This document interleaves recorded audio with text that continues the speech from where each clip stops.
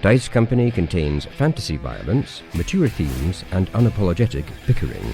No feelings were hurt in the making of it, but listener discretion is advised. Dice Company will always be free, but it's not free to make. Please consider supporting us on Patreon or Apple Podcasts and get access to our weekly roundtable show Extra Roll. Just follow any of the links in the show notes for this chapter.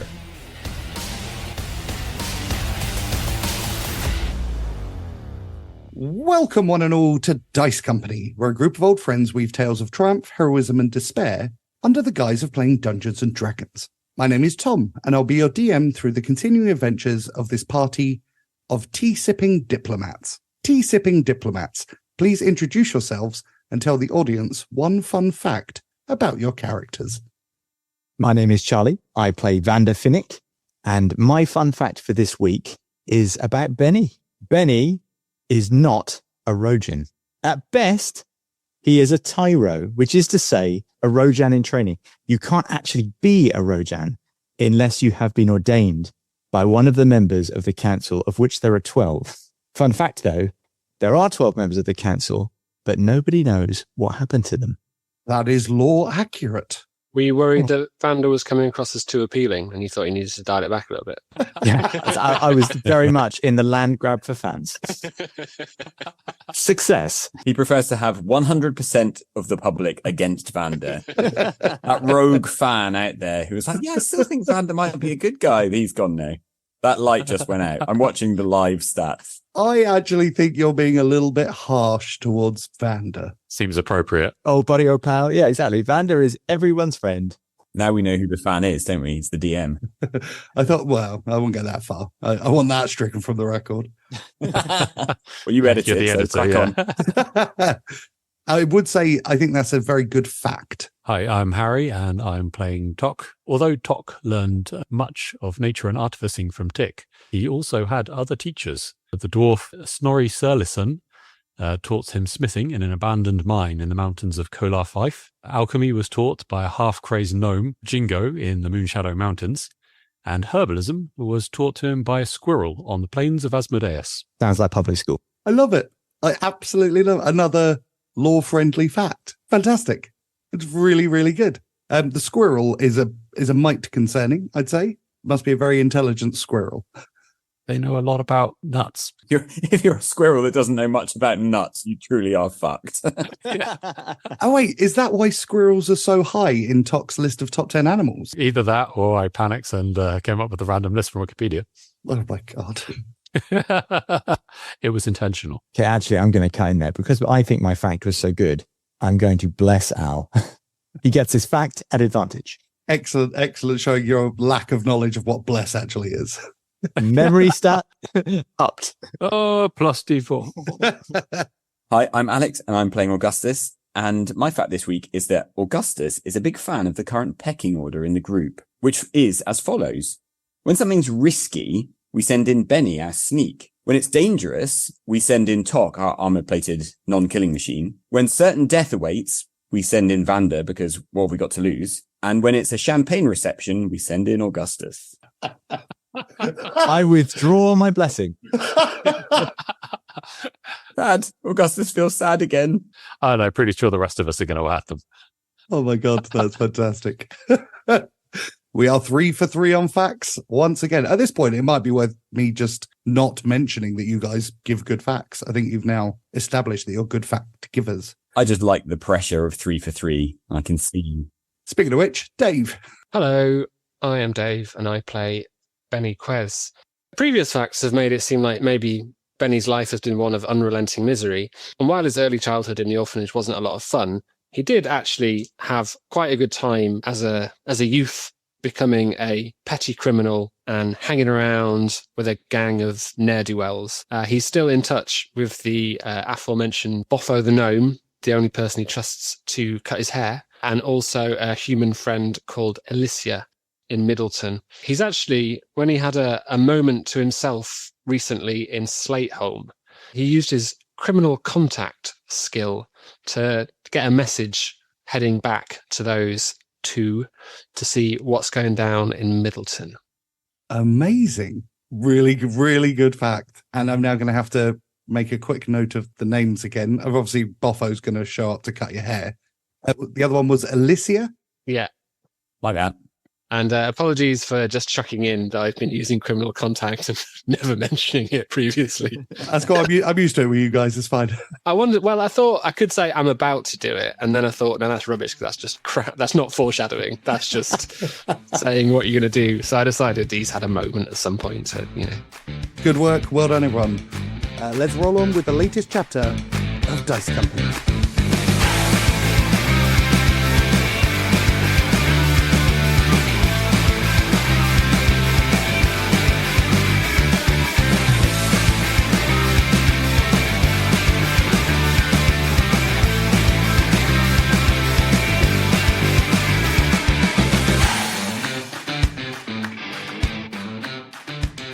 Previously on Dice Company, you guys teamed with local hero Bardal Schultz and entered the Topaz Keep.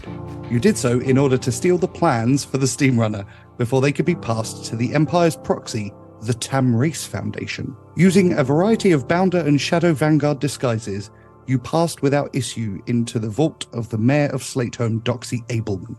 But rather than choosing violence, you took a diplomatic approach, convincing the mayor to hand over fake plans to the Tamrace Foundation, while Bardal took the real plans to hand back to the people. In the vault, the mayor warned you of a planned attack on the new settlement of Haven by the Shadow Vanguard known as Morrison, he being the one who launched the attack on the original Haven before you sent him off in the wrong direction. You avoided the Bounders returning from the false lead planted by Benny. You said your goodbyes to Bardal before ducking into Snapshot's tea house to gather yourselves. Armed with both the information on Haven and Morven and a sack full of items from the vault, but with a lack of supplies, you are plotting how best to proceed. It is the 12th of Gladden, 8 days before the Summer Solstice Festival. The tea house is bustling with activity. Gnomes fill the tables, but you are lucky enough to get one available for yourselves, with Tick having to stand and slightly blocking the path of the servers. Despite this, the owner of the establishment maintains a kind smile as she bellows out orders and instructions to her staff. What would you like to do?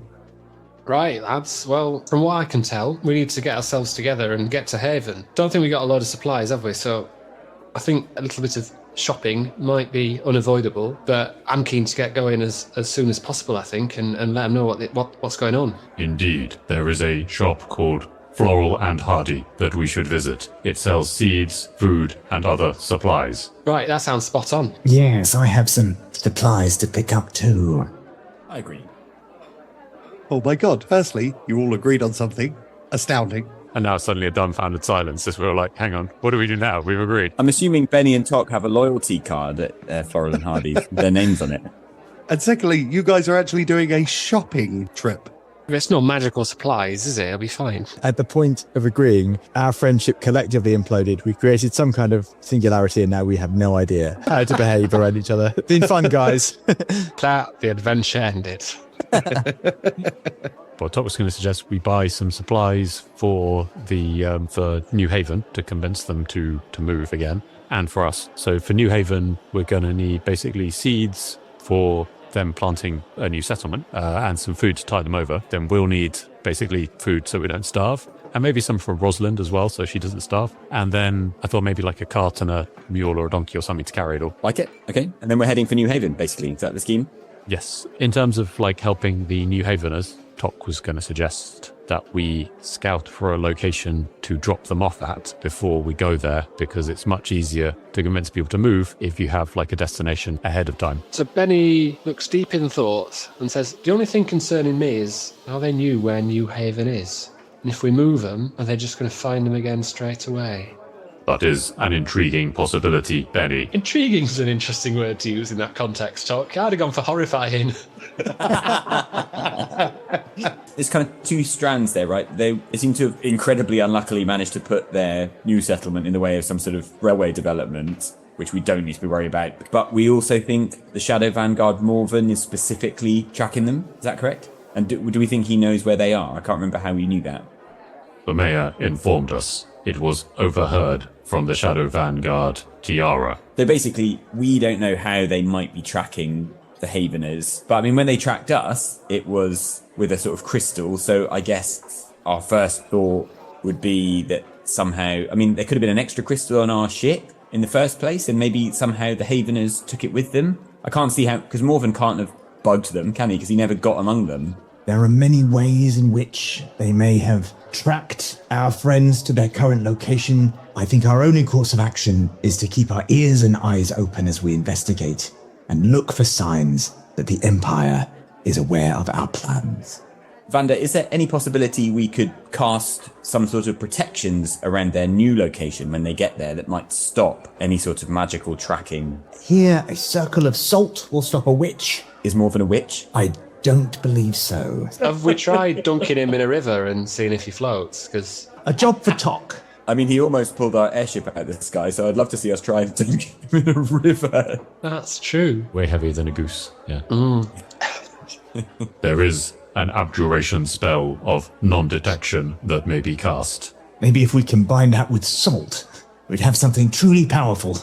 The spell is not known to me. Vander, is the spell known to you? I'm afraid that spell is not known to me. Though, of course, maybe in our trip we can look for knowledge as well. Maybe protective spells can be found somewhere in Slayholm. Well, whatever we're doing, we're going to need supplies, aren't we? So maybe that's our first step. Agreed.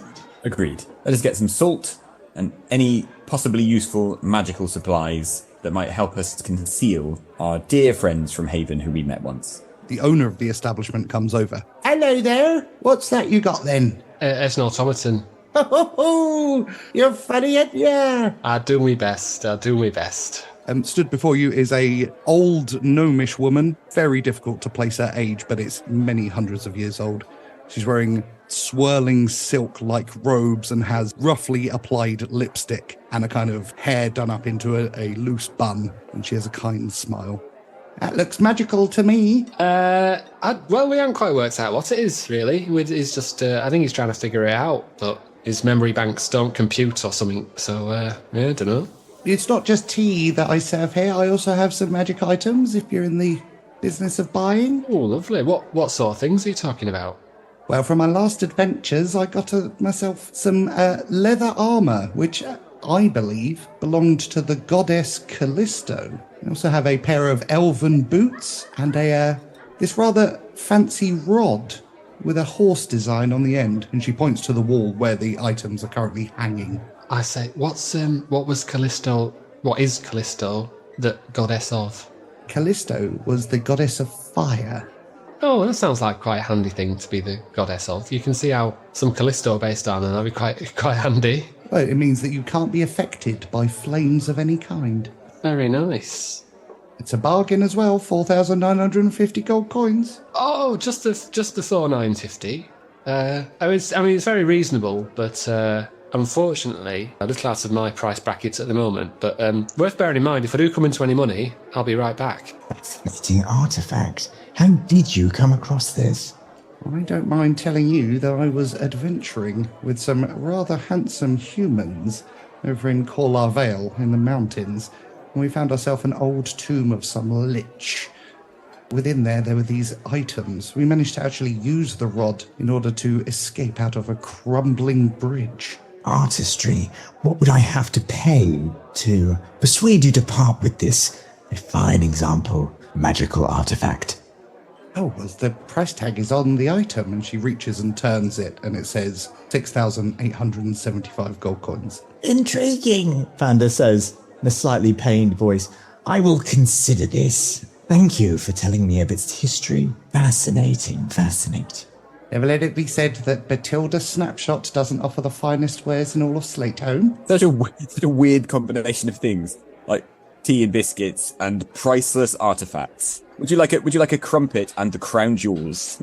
We don't have any crumpets, I'm afraid. But I can offer you a sticky bun, 8 copper. Wonderful, thank you, madam. Yes, please, 2. I'll take a sticky bun, thanks. Okay, 2, and your good self. She points to Vander.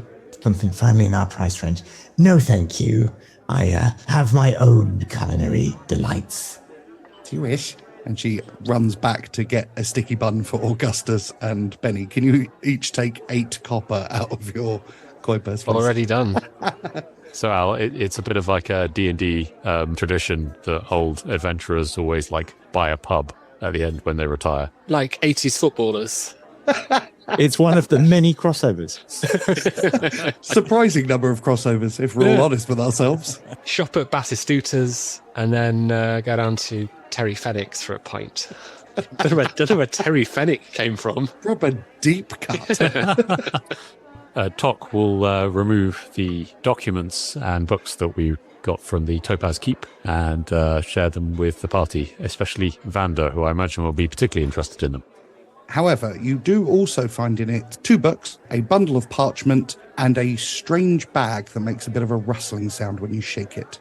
As you investigate further, the books are Gastronomic Gnomish Goodies by Domble Saltflicker, Volume 8 on Half-Men and Aberrations. There is a bundle of blank parchment worth around 10 gold, as well as 2 golds worth of enchanted ink and 3 gold worth of normal ink. And when you open the bag up, you are met with a bitter roasted smell. Before you lies a bag of dark brown beans. They smell roasted to the point of being burnt. Despite that, the smell is not unpleasant. Discovered coffee. Oh my God.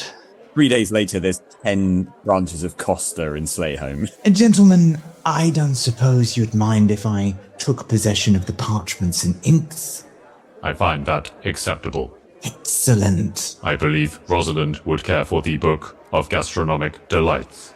Of course. Vander simpers as his gnarled hand makes its way in the direction of the beans. The beans appear to be of the family Rubicae, the genus Coffea. They are of little value. Well, do you reckon maybe we could see what our generous host Batilda could do with these? Selling Batilda magic beans. Interesting. I do not believe the beans to be magic, Vander. And I was going for giving, but, you know. But why couldn't they be beans we found in a dangerous quest of unknown value?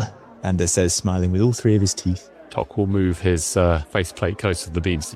I believe these beans will not germinate. They have been heated beyond the germination point. Batilda arrives and hands over the 2 sticky buns. Batilda, I was wondering if we could interest you in some of our finds. I'm always interested. What you got? Well, for you, only the finest. And Vander moves the beans into her eyeline. Have you ever come across something quite as exotic as these? Is that chocolate? Is it actually chocolate, by the way? The species is related. These are no normal beans. These beans we found in a dangerous quest, you see. Many magical properties, some of which are beyond our skill to discern. Very expensive, though. Give me a deception check. This is just appalling from Vander, but there we go. 24! Yes!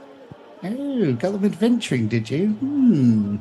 They smell somewhat bitter. Don't take too much of the scent in. We are not sure if the scent itself has a magical property of its own. I've seen these beans do incredible things. Shall we say 500? 500 copper.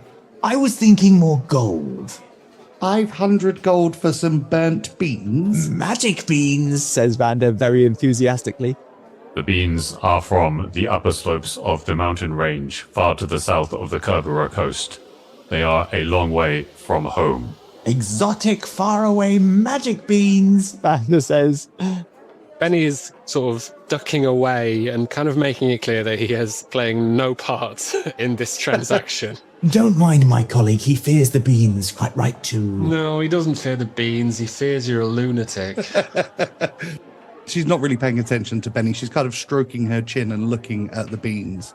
Magic beans. I'm sure there's a kid's story about that, but I could probably spring to 60 gold coins for them. Well, Vander says, looking upwards, we are on hard times. It would be difficult to part with something so valuable. 75? Okay, you've got yourself a deal.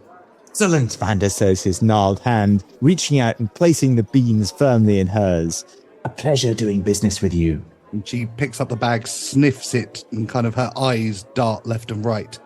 And she goes to the back and begins pouring hot water into pots. You may split 75 between the 4 of you. Done. There we go. Vander, the magic potion from these beans, what properties would you presume it would have? The first, I would imagine, is to do with disappearance. Specifically, disappearance. Shall we leave this place? I fear we shouldn't stay much longer. Yeah, thanks, Vander. A pleasure! Next time you're going to make it impossible for us to return to a pleasant location, could you let us know before you start on your schemes? Of course, Vander says, appearing to take no notice. Because then I'll savour it a bit more, you know? When we go into a nice place, I'll realise from the off that we'll never get to come back. And I'll just maybe appreciate it a little bit more. Benny, might I suggest that everywhere we go, you should assume we can never return? Yeah, I'm learning that, actually. I'm learning that. As we're leaving, Tock's going to ask Benny, But Benny, why can we not return? Well, Tock, we can't return because Vander has tricked the nice lady who owns the tea emporium. She might end up as the billionaire owner of the world's first coffee chain. very possible. Although, as the beans have already been cooked, it's hard to see how she's going to grow more coffee. But anyway... So it's probably wise not to all travel in one big group, isn't it? So if we got a couple of places we need to go, might it be worth splitting up? Our last shopping trip would suggest we should arm ourselves and stay together, but sure. Let's go back to back, weapons out, and move as a sort of We've many-legged never creature. been in more danger. Tock can't really do actual shopping, can he? Because he can't really talk to the locals in that way. Let's cut the deck a different way then. Let's have Augustus with Tock, because he's a nobleman and he might well have an automaton. And then let's let Vander and Benny do the acquiring all the various clever things we need, and Tock and I will go and get a donkey and a cart. Benny, do you fancy a stroll to Floral and Hardy's? I have some business there. What could be nicer? But, as I say, give us the heads up if you're going to swindle them, and I'll save the atmosphere. Of course. Thanks. Augustus just leans in towards Benny and says he's going to swindle them. I know he's going to swindle him, Augustus.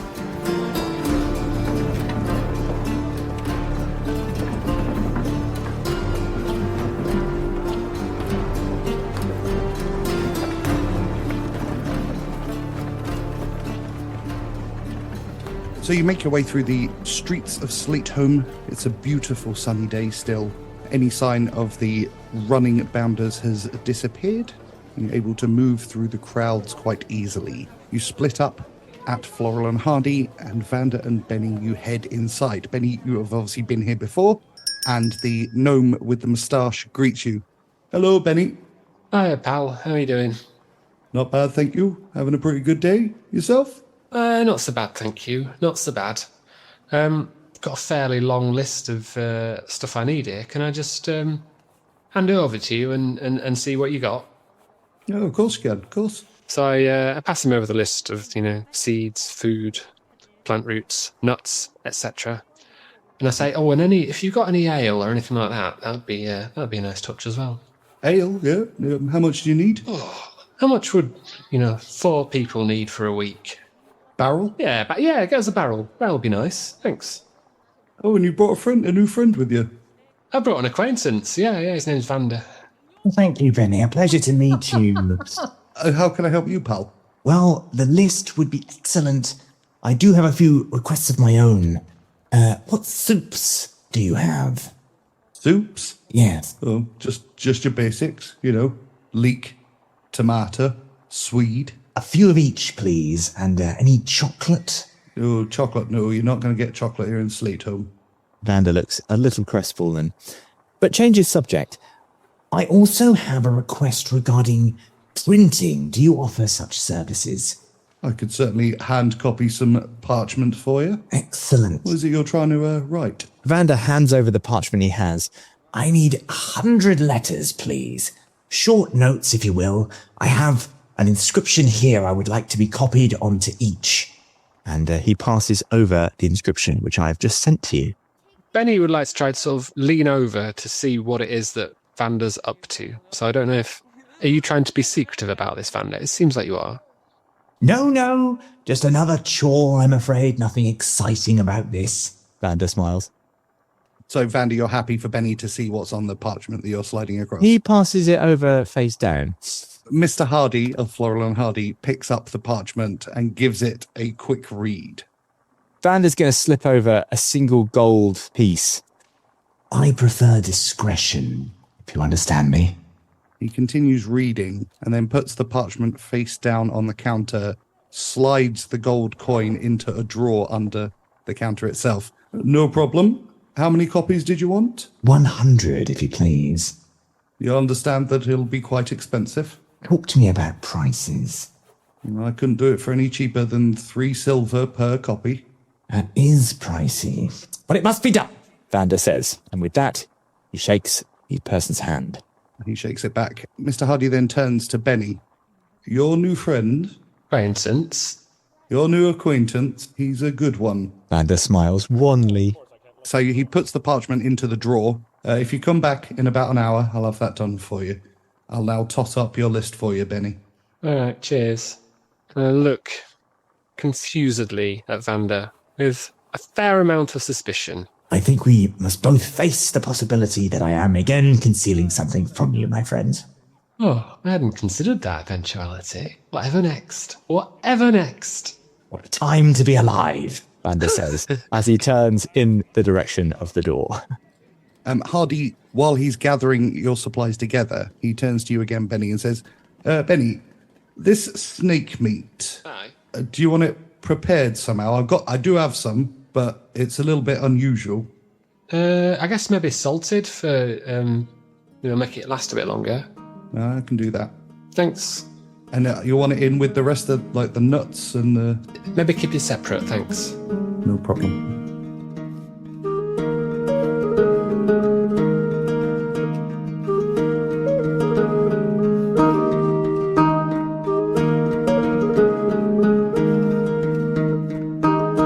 Tock and Augustus, you guys make your way through Tinker's Alley, past Gearheads to Calhoun's Woodwork. Push the door and a little bell rings.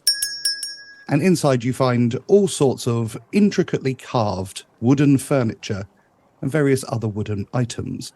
Behind the counter is a female gnomish woodworker who is currently working on a chair leg. In the shop is an old gnome with a bald head and white tufts of hair coming out of his ears with thick black spectacles. And there is also something of a street urchin gnome who's just walking around the shop. Oh, hello there. So in his flawless gnomish. Good afternoon, my good gnome. May I trouble you for an excellent and sturdy cart? Yeah, I can do you carts, that's no problem. You don't have to speak gnomish, common's fine. Wonderful. How big a cart do you want? I should say to carry 4 humans and a substantial amount of supplies. A 4-wheeled cart, I should say. Fit to be pulled by 2 donkeys or a strong horse. Do you want a cart or more of a stagecoach? Well, stagecoach, you say? Augustus raises a waspish eyebrow at Tock, who presumably doesn't have a fucking clue what's going on. Augustus is supposed to go and get just a cart to get a bag of wheat on it and come back with a stagecoach. Tock will hold the tablet up that will say smaller than stagecoach and give some dimensions like 4 foot by 8 foot. Okay, Augustus turns back to the gnome and says, how much is the stagecoach? I mean, if you want your personal livery painted onto it as well. Naturally. Then I could do it for, 600 gold coins? Well, I must admit I left my heavier wallet in my other trousers. What could you provide me stagecoach livery-wise in the 400 gold range? So 400 gold, I suppose I could give you a slightly smaller stagecoach with livery design if you're after that. Not the top model, obviously. My heart rather yearns for the top model. Give me a persuasion check, please. So Tock just stands there motionless, clearly just in complete indecision and doesn't know how to deal with this at all. He'll hold out the tablet again and Augustus probably isn't reading it. Augustus doesn't look at it, but he rolls a 26, natural 20 for persuasion. Well, I suppose I can allow the top of the range to go for 400 gold.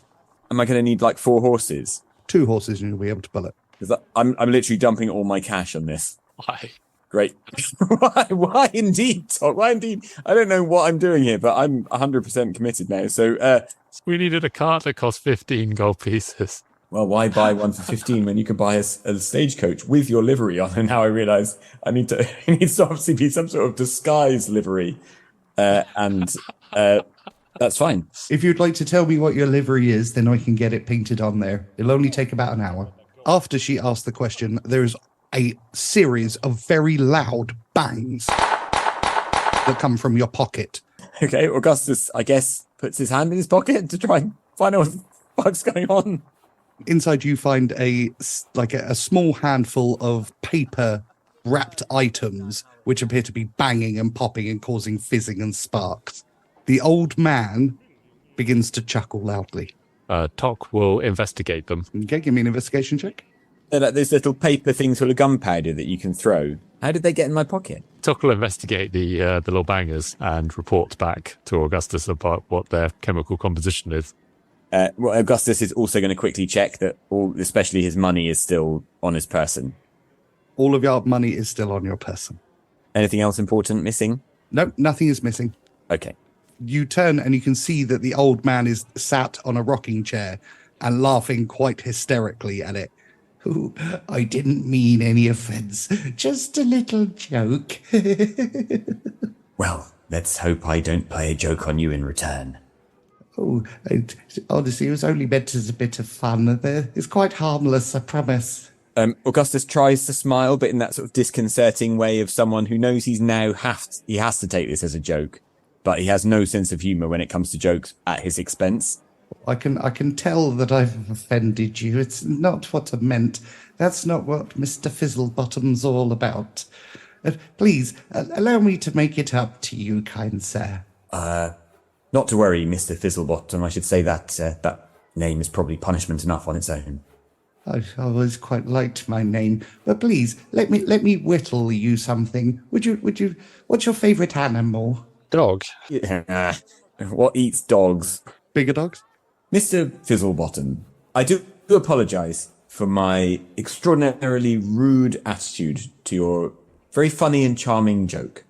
I would be delighted if you would whittle me a heron. And Ariana, if you would kindly paint a heron as our livery, I would be most grateful. Of course. Is the heron standing on anything? Yes, please. It's standing on an apricot. Oh, okay then. Heron stood on an apricot. Correct. Okay, give me about 40 minutes. Ariana, could you procure me a team of horses? The finest the city has. Riding horses? Stagecoach pulling horses, I was rather thinking. You wanted the finest, or did you just want ones that will pull the stagecoach? Imagine the finest and then go slightly better than them. Okay, I can find you the finest horses in all of Slateholme, 2 of them. There'll be 90 gold apiece. Wonderful. I will talk to my comrades and see if they can locate my other wallet-bearing trews.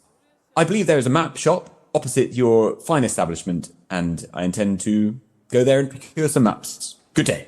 He turns smartly on his heel and leads Tock across the road. As they're walking out, Tock will ask, Augustus, our needs may have been met by a more humble vehicle. A simple cart would have cost a significant amount less. Tock, merely meeting one's needs is a dreadful, scraping way to live life. Let us proceed now with a more ambitious outlook. To the map shop! Just struck Tock dumb with this absolutely stupid attitude. he'll follow you into the map shop. Now afraid I'm going to buy gold-plated maps. No, because you got no gold left. I've got 28 gold left.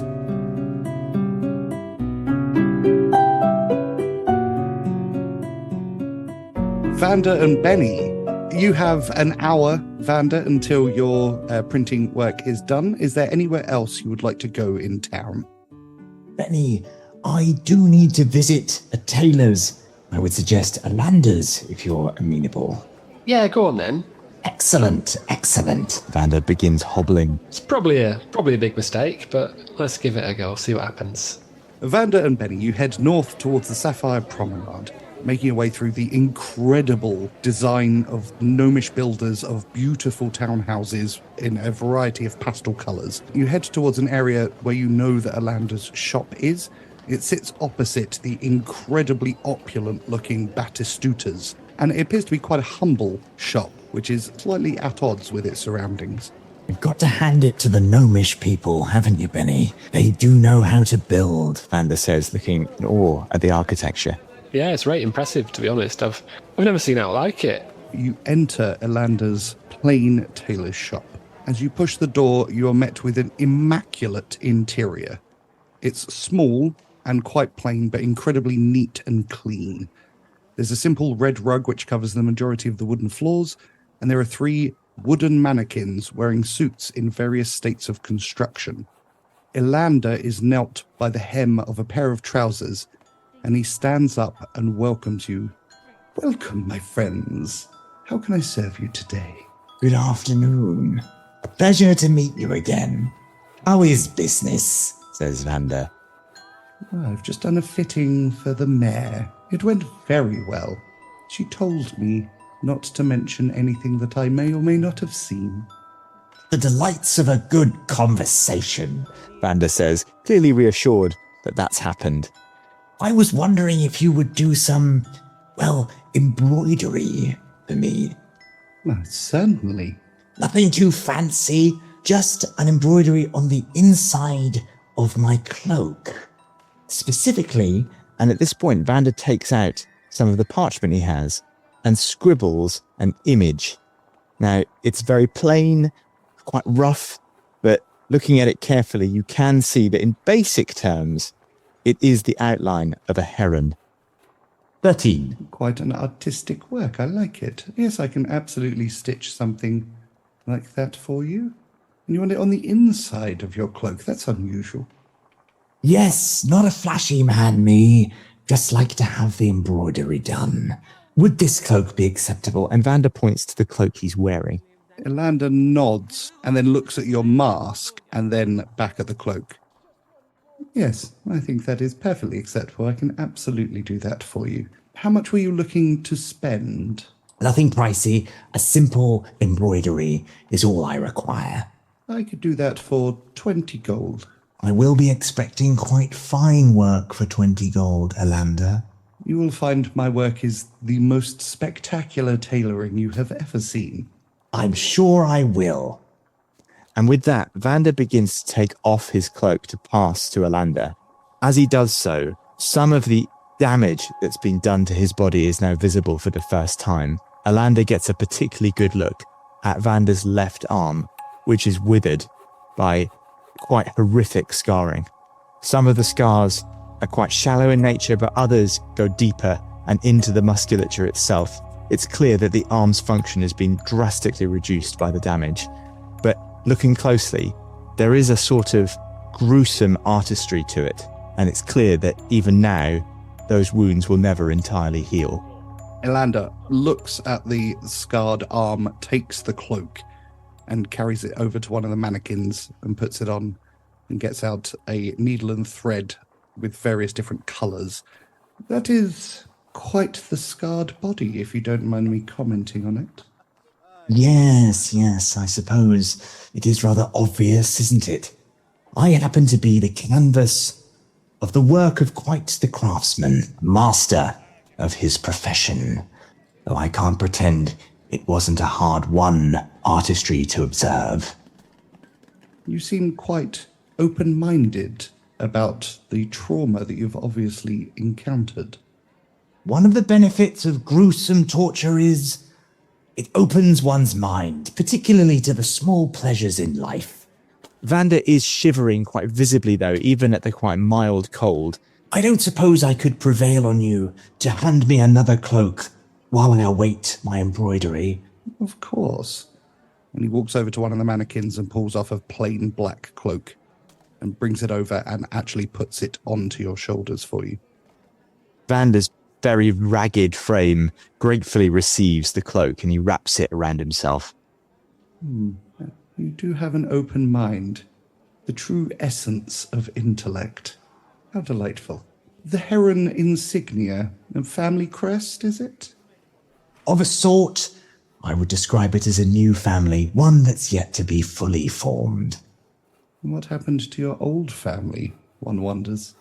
Another story, my friend, for another time. And he continues to embroider. Then he looks at Benny. And Benny, was it? It was. How did you come across Vander Finnick here? Well, Vander employed me for a small job, and he has come under the impression that he's the boss of me ever since. I would describe us more as that family we just discussed, wouldn't we, Benny? Wouldn't we, Benny? Kind of where I'm going with that. I can see the early beginnings of a familial relationship. One wonders where the truth lay between the two of you. I suspect does not come easily to your lips. We don't operate in a profession that lends itself to a full honesty, but there we are. Right, truth is tricky. I don't necessarily believe in truth myself. It always feels like telling the truth it's like wearing a lack of imagination on your sleeve. A sleeve, of course, being something I'm particularly good at adjusting. Yolanda, please don't encourage him to become even more evasive than he already has been. You don't need it. I look at you in your hooded cloak, Benny, and I wonder if you're evasive yourself. I wouldn't have said so. No. Unless it's needed, obviously. In which case I'm quite happy to be evasive. When is it needed? Well, when someone's after you. Oh, paranoid. No, just as usually people after me. Paranoid is what they call people who imagine threats against their lives. It's not paranoia if the threats exist, is it? Exactly. Practicality is so often the father of great skills, Vander says, enjoying the conversation. What about you, Yolanda? Don't take this wrong way, but you don't come across as a chap who just works in a tailor's shop. Oh, I don't just work in it. I own the tailor's shop, and I am a master craftsman. You know perfectly well what I meant. Oh, how very blunt. How disappointing. Oh, so we have this, Vander loves to talk in riddles, and that's all lots of fun, and you two have a whole conversation that sort of goes over my head. And then I duck in and ask a direct question, and that's sort of our dynamic, I understand. Okay, I can handle directness. Ask a question, and I will give you a direct answer. You spotted straight away in the vault at Topaz Keep that something was up. How? I have a very keen eye on human behaviour. I always have. I was trained in the observance of human behaviour from an early age, and it is a skill that I like to keep fresh. And where did this training take place? In my homelands far to the west. You're from Cantioch? Farther west than that. I'm a member of the Illyrium race. You probably haven't heard of us. We're very, very secretive. Not sure I knew there was a further west than Cantioch. It's always further west, Benny. Well, eventually, you come round back, don't you? Oh, I do admire your bluntness. My race are warlike and paranoid. They don't have time for artistry or craft unless it helps them in their continuing battles against unseen enemies. And so I left, and I travelled to places where they're more accepting of someone with a skill such as mine. Interesting. Particularly interesting that you chose to make Slate Home your place of abode, if you don't mind me observing this. I find Slate Home to be an interesting place full of warmth and good humour, excellent conversation, and it's always a good opportunity to meet adventurers such as yourselves. A good place to be a tailor, and probably many other things beneath that. It's me calling you an adventurer. It seems like such a shallow description of your actual talents. But yes. Indulge me. As someone that's more than a tailor, tell me of some other skills you possess. Well, I am, of course, only a plain and simple tailor. There may be other skills, such as you have other skills, and I will be happy to tell you what I can do if you tell me what you can do. I see. I guess we're all really tailors in this conversation. Well, only one of us is embroidering. I'm a thief. Ah, there's that bluntness of Benny. It's to be respected. Have a conversation where someone says one thing and the other person replies directly to the thing that's been said, and then the other person replies directly to that thing. It's exhausting, you guys. But it's like a dance, is it not, Benny? We must always try and understand and gain information through the subtle use of language. You say what you want, I tell you if I'm able to do it. I say what I want, you tell me if you're able to do it. It's fine. I'll leave you and Vander. You're obviously having fun. I'll just, I'll have a sit down and let it wash over me. Can I get you a cup of tea while you wait? Oh, that would be lovely. Thank you very much. And he goes to the back. So yeah, Vander takes a seat also.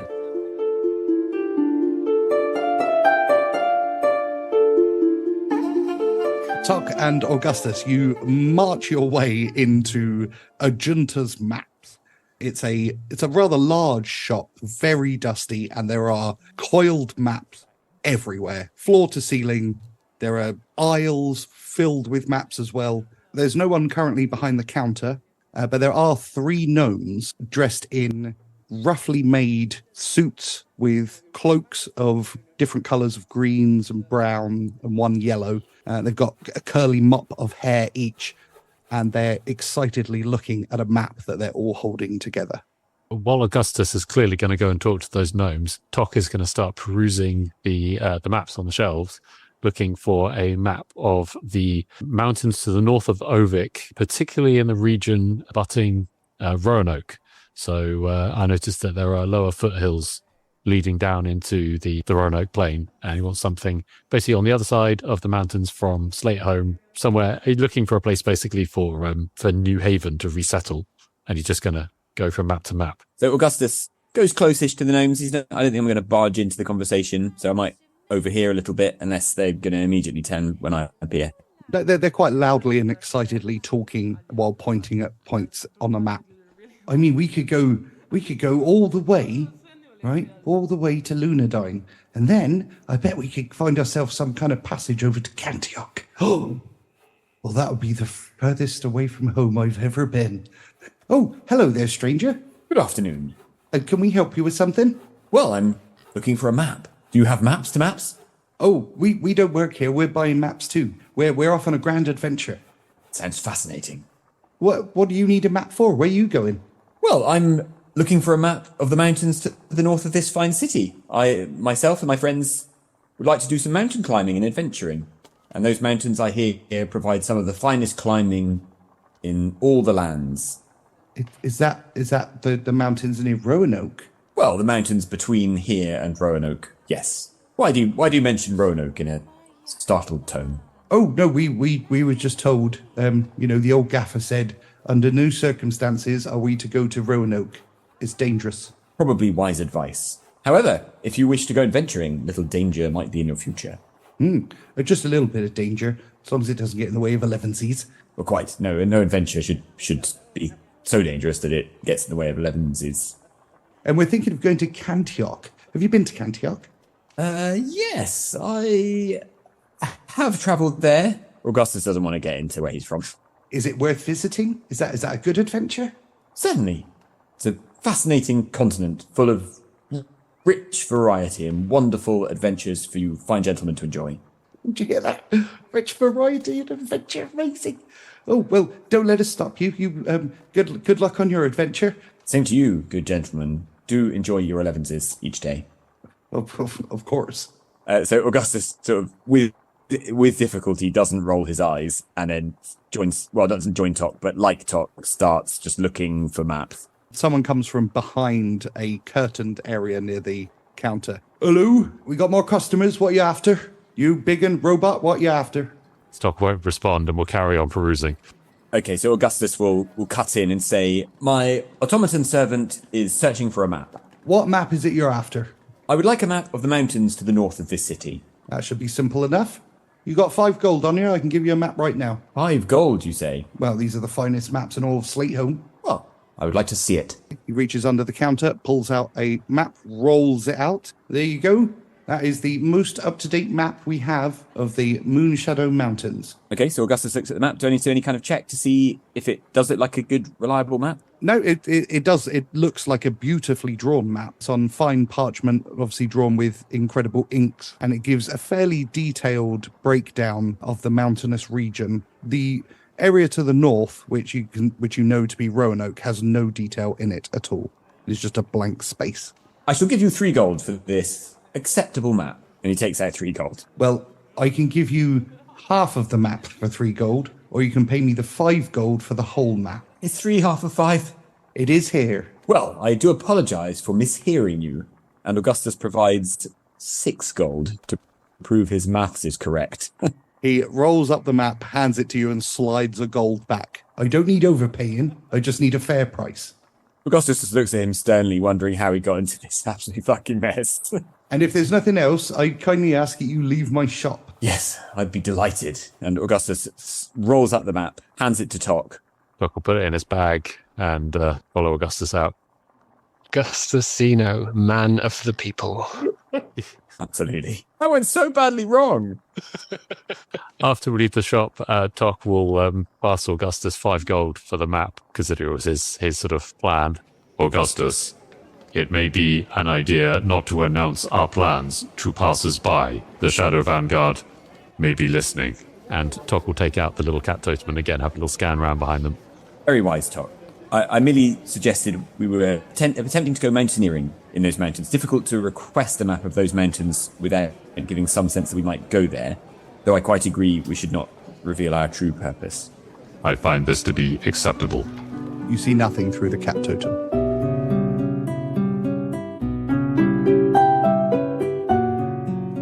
Cut back to Vander and Benny in Elanders. He has served you both a cup of tea, and he started embroidering once again. Isn't it, Benny? Vander slurps. Nice cup of tea, yeah. Lovely. So this Heron, what is it? More of an idea at this stage. Nothing special about it just yet. Though it might behoove you to remember the sigil. Because of what it will become one day? I sincerely hope so. Who's to say, though? His eyes narrow slightly as he looks at you. I shall commit it to my memory. Excellent. I'm nearly finished. And he displays the exact replica of your hand-drawn heron. How's that? Vander's one eye examines the sigil and is impressed. That is an exact copy. Even finer, perhaps, than what I drew. I'm in your debt. Excellent craftsmanship. No, you're not in my debt, for you have paid for it. Allow me to place it on your shoulders. Why, thank you. And Vander climbs painfully to his feet. He takes the cloak that he lent you off and places your cloak back on your shoulders, making sure to just move it so that it hangs perfectly. There we are. That's better. And Vander tightens his cloak up around himself, still clearly needing the cloak to defend himself even from, as I say, a mild day. I believe that concludes our business, though it was, may I say, a pleasure to see you again. The pleasure was all mine, and I look forward to hearing more about this heron. I'm sure in time you will. And Vander extends his hand. Elanda shakes it. Well, Benny, things to do.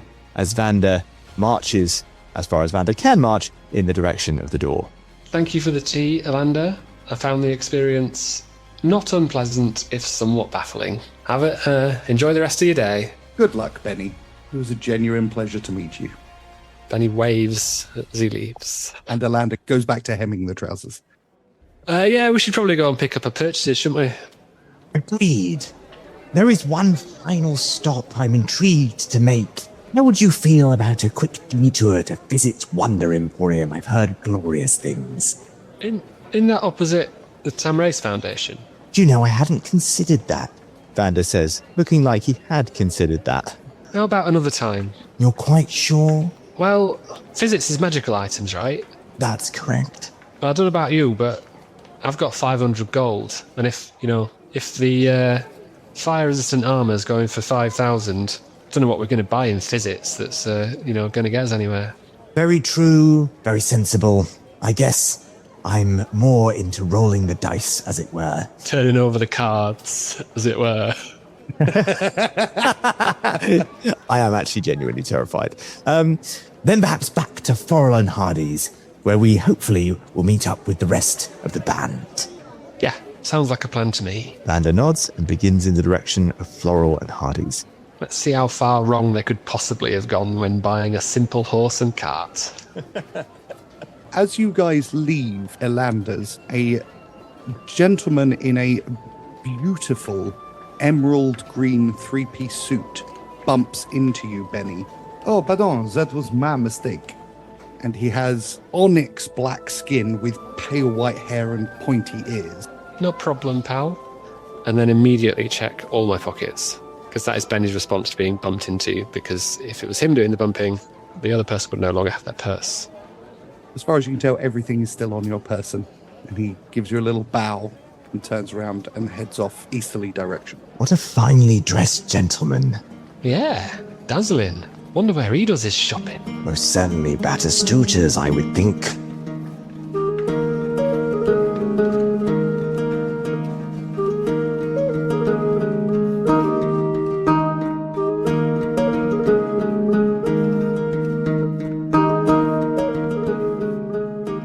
Augustus and Tock. It only takes around 5 or 6 minutes before a pair of champion stallion-like white horses are dragged up the street by a gnome and tied up outside of the woodwork shop. Finally, something goes right. From around the back, a beautiful stagecoach is brought out with a heron stood on an apricot livery painted on it. How's the artwork? The artwork's very good. It's really like the gnomish people do not mess around when it comes to building and making things. And it is, if anything, it's probably worth twice what you actually paid for it in terms of its size, impressiveness, and design. You know, they say buy high, sell higher. I spent the 400 gold on the stagecoach. That leaves me with 28 gold. Tock, might I borrow a small number of gold coins from you on a solemn promise to return it to you? Augustus, is it necessary to purchase the finest horses in Ovik? They are to be used for a single trip to the airship and then discarded. Well, I certainly do not intend to discard these fine horses. There is no place to keep horses on the airship, Augustus, nor a cart. Well, we'll find a way. Who knows where we're going to go? Always good to travel in style, Tock, I find. We are going to go to the mountains north of Ovik, the Moonshadow Mountains. There will be no place for a cart or horses upon the airship, Augustus. Perhaps we can help the people of Haven move their heavy belongings with our excellent coach and horses. We have to help them move with the airship, Augustus. There are mountains. Carts cannot fly over mountains. Well, Tock, with the right horses, you never know what mountains you might scale. Your knowledge of horses exceeds my own. Augustus, I guess, nods at that, thinking that, I mean, he and his horse failed a drugs test at the age of 18. Since then, he hasn't really been that interested in them. He blames the horse for that whole situation. Ariana is still waiting for payment for the horses. Tock, might I borrow some gold and on a solemn promise to return it to you? Tock will lend it to him. Augustus is good for it. Who could be more good for the money than good old Augustus? You have yourself a magnificent stagecoach with 2 of the finest horses in Ovik. So deliciously unnecessary. Tock, would you like to drive or sit in the comfort in the coach with me? Actually, Tock, you might have to drive because I just realised if you sit inside, we don't have a driver. I have no experience driving. I will walk. I may lead the animals if you wish. You'll get the hang of it, and when you turn around, you just see the door closing as Augustus goes inside. Has no experience with horses, so he doesn't really know how to lead them. So he'll just walk up to the horses and say, "Follow," and turn around and walk down the street. I really want to walk up to a real horse and just do that and see what happens. Cool. Can I have an animal handling check, please? You may. It will not be the Vesta. Wow. He has rolled a 5, so Tock hasn't grabbed the reins or a lead or anything. He's just said follow and walked off. After the cart doesn't move, I guess Augustus wearily gets out, sees Tock isn't there. Augustus will now climb up into the driver's seat and use his expert knowledge of horseplay to move the horses. Give me an animal handling check, please. Oh, bugger. Oh, bugger in hell. Also 5. We can't move the cart. Benny and Vander, you have returned to Floral and Hardy's just in time to see Tock marching through the streets alone. A few seconds later, careering round the streets at high speed, is Augustus riding the most magnificent stagecoach and just smashing it into things while these 2 wild horses just kind of drag in every direction. Somehow he cuts an incredible figure despite having 0 control over it. Yeah, Augustus is 100% styling this out. He's not looking like it's out of control, even though it's very obviously out of control. The stagecoach passes Tock at high speed and crashes into a stand that has tomatoes and potatoes and various other vegetables, which kind of collapse in on the cart, and Augustus steps off. Vander, Benny, Augustus has procured a cart. Benny is wearing a weary expression, which sort of suggests that he pretty much expected this to happen. And I say to Tock, I know how you love a turn of phrase, Tock, so it might be useful to familiarise yourself with this one, which is, couldn't organise a piss up in a brewery. I'm not familiar with the turning of phrases, Benny. That suggestion appears unsanitary. And you are all back together. Augustus climbs into the cart. There's a small gnomish server who's going absolutely ballistic towards Augustus. Why? My one remaining silver coin flies out of the window. The gnome catches it in his hand and kind of grumpily just goes back to try and fix up his stall. Can anyone explain what is going on? Why have we got a stagecoach and 2 white stallions and a picture of a bloody heron on the side? Augustus required a vehicle and horses that did not scrape by. He has spent a significant sum Of your money. Augustus, if you think that we're splitting the cost of this, you've got another thing coming, I'm telling you that. A surly silence floats gently from the cart, from the stagecoach window. I'm desperate to know what a surly silence actually sounds like. And why is everyone drawing sodding herrings on herrings? Why is everyone drawing sodding herons on everything today? What's going on? Oh, I think the herrings would have been such a good name for our group. Benny, you notice that the heron is stood on an apricot. A heron on an apricot. Have you lost your mind? I admire the heron, then turn to Benny and say, I don't suppose this is a problem that falls into your department. When you say this, do you mean Augustus in general? Because the answer's no to that. I had a suspicion that that might be the case. I'm going to process this whilst heading back to get our supplies. Vander says, sidestepping the entire scene and walking in the direction of the supplies. I'll give you one hand, Vander, and I follow along. After a brief interaction with Mr. Hardy, you get all of your supplies and begin transporting them to the stagecoach.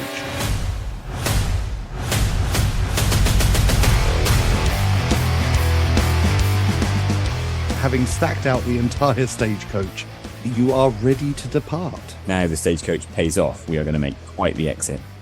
Vander, with all the other supplies having been loaded onto the cart, you wander back into Floral and Hardy, and he very, very carefully pulls out a stack of parchment, face down, and slides it across the counter towards you. There you go. Very kind.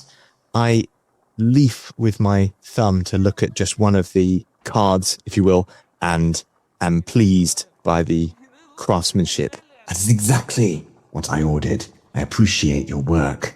Very fine. No problem. If you don't mind, and because I like being honest and straightforward, I have made one for myself. I wondered if you might. That is good news indeed. I trust you understand the full ramifications. I do indeed. Then I do hope our paths cross again soon. And Vander extends his hand. As he shakes his hand, he feels something different in the handshake. It's just a strange movement in the handshake. It's difficult to describe, but very distinctive. This is like a secret handshake, Freemason style. His eyes flash down to the hand and then back up into your eye, and he gives a almost imperceptible nod and replicates the handshake back to you. Very fine indeed. Good luck to you, stranger, and my regards to Benny as well. I will pass them along. And with that, Vander turns to leave the store. Who's driving the cart on the way out of town? God help me, but Vander steps towards the horses. You going to pass those regards along? Vander's focus right now is on the horse. That's enough. Vander, can I have an animal handling check, please? Oh my god. Okay. 20. Woo! With incredible skill and grace, Vander climbs stiffly aboard the stagecoach, and with one crack of the reins, the horses begin trotting carefully and in a dead straight line as he's able to perfectly negotiate around the streets as you head out of Slateholm. He turns to the group as he does so. Animals love me. Well, Tock and Tick are a bit too heavy for the stagecoach, so they're going to run alongside. This is why we got the finest horses. Nothing is too heavy for them. You know, I completely forgot about Tick this entire time. The new Rosalind. Fair enough. The coach sweeps out of town, leaving Tick and Tock just staggering along in their wake. Benny is sitting hunched over with his eyes shut. Not a fan of stagecoaches? Don't like horses. No one likes horses. Horses freak me out. They're more afraid of you than they are of them. Oh, God, we got that wrong. No, they're not. Weird eyes. Don't like him. Just let's get it over with. Benny, can you please roll a d20? 8. Your journey back to the Sterling passes without incident.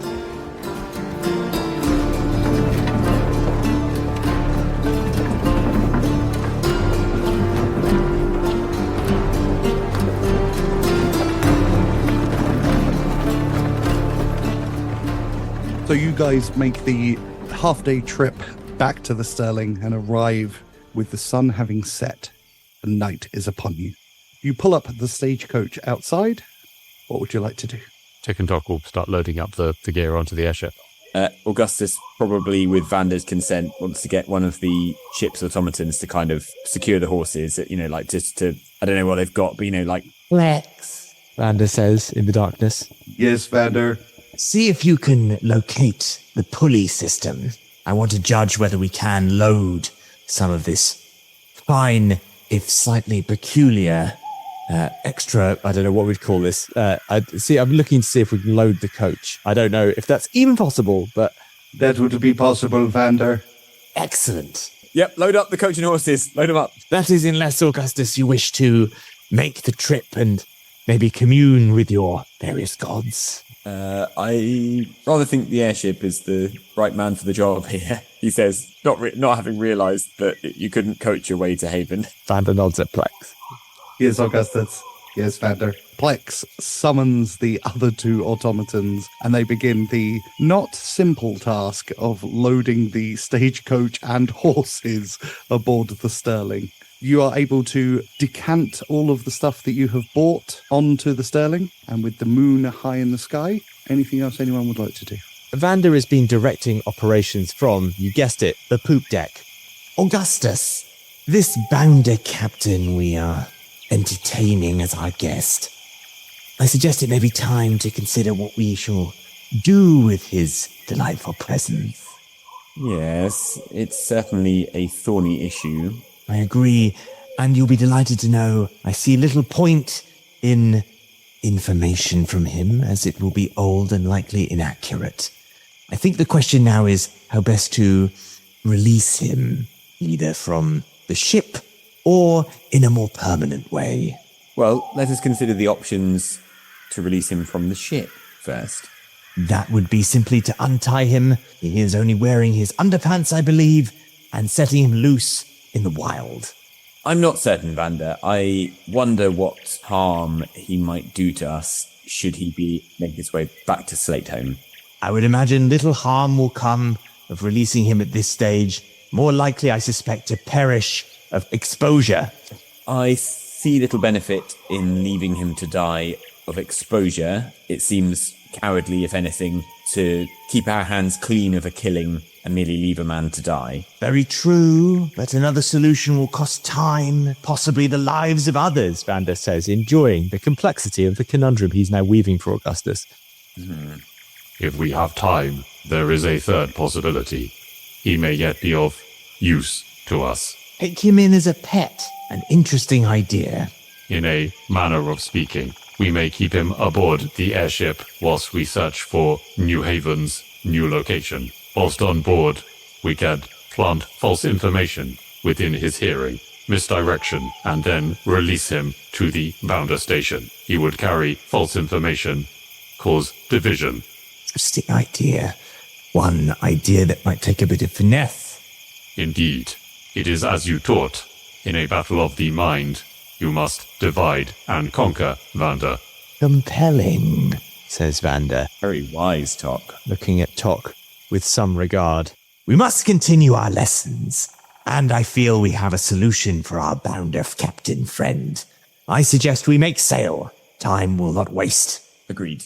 And with that, Vander turns and barks more orders at the automatons, asking them to speed their efforts so we can get underway. Yes, Vander. So once we're on the airship, there's actually one more thing Tock wanted to do.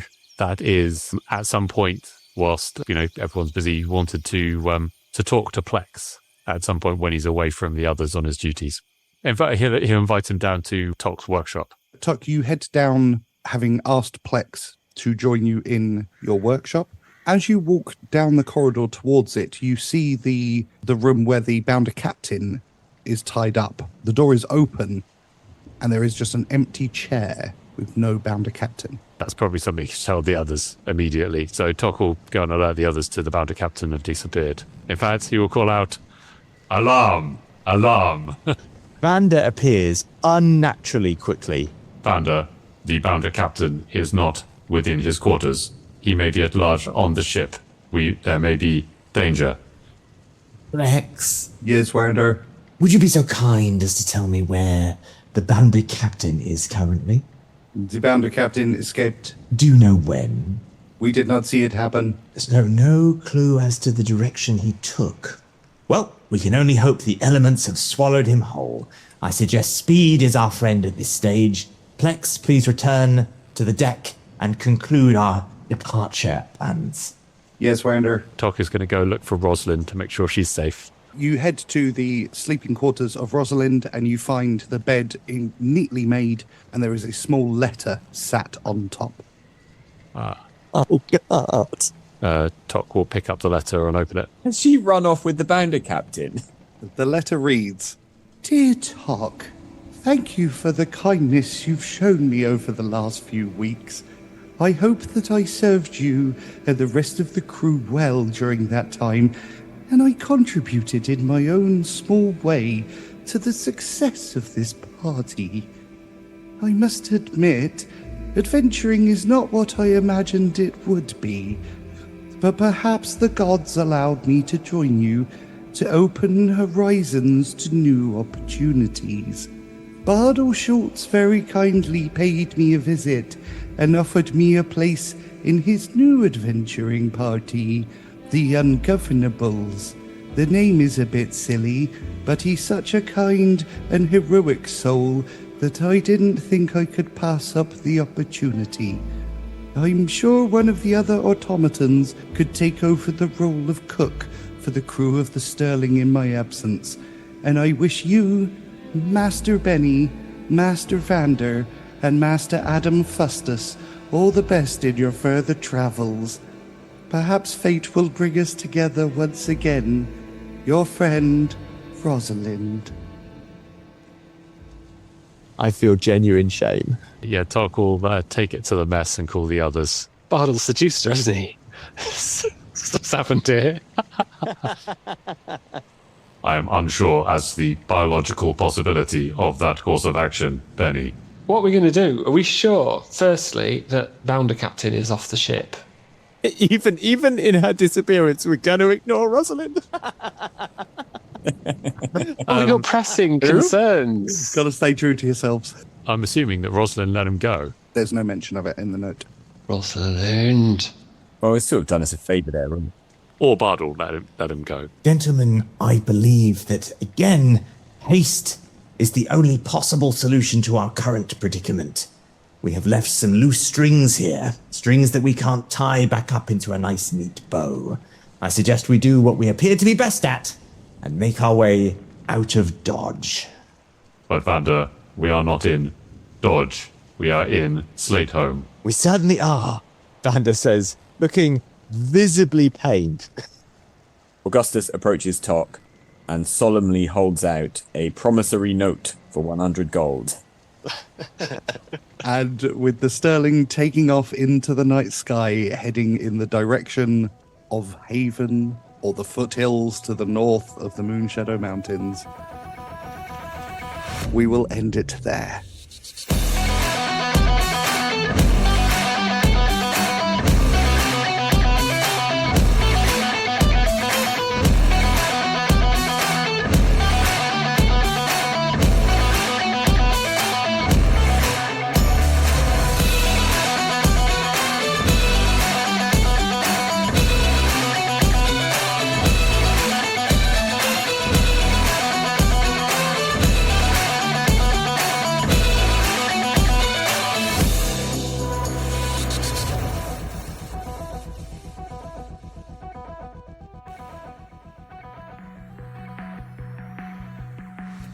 You've been listening to Dice Company's Small Embers, starring Dave Windust as Benny Quez, Alex Morrison as Augustus Zeno, Charlie Blackadder as Vander Finnick, and Harry King as Tock, with Tom Patrick as your Dungeon Master. Congratulations on surviving a shopping trip, everyone. Big milestone. Got a bit hairy at points. I think no, Tock was quite close to murdering Augustus at one point. I've never seen Harry look visibly angry at someone's behaviour. It was wonderful. In my to defense, see. I didn't really appreciate what I was doing. I just thought it was funny. Now I realise I've made a colossal tactical error, but all I can say, Harry, is I didn't really realise that at the time. No, it's just like it's taken us so long to accrue that amount of money. Would you like to know how much money that is in real money? $41,200. For the ocean for Augustus. That's absolutely fine. Funny. But it all felt fairly in character, though, didn't it? It all felt like It did, and to be fair, like I couldn't, like in character as Tock, I couldn't object as strongly as I wanted to. I felt like you objected about as strongly as you could. Which was to lend him 100 gold. Dice Company is not about impressive people. that could be our tagline, couldn't it? And a new slogan was born. Talking about impressive, shall I get down my medal again? Oh, God. As long as you're not wearing shades again, I think we're fine.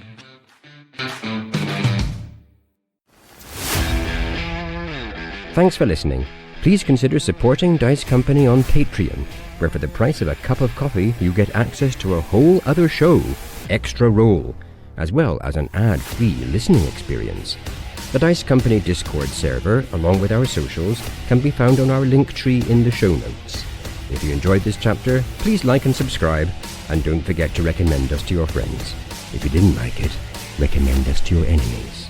And we'll see you next time on Dice Company.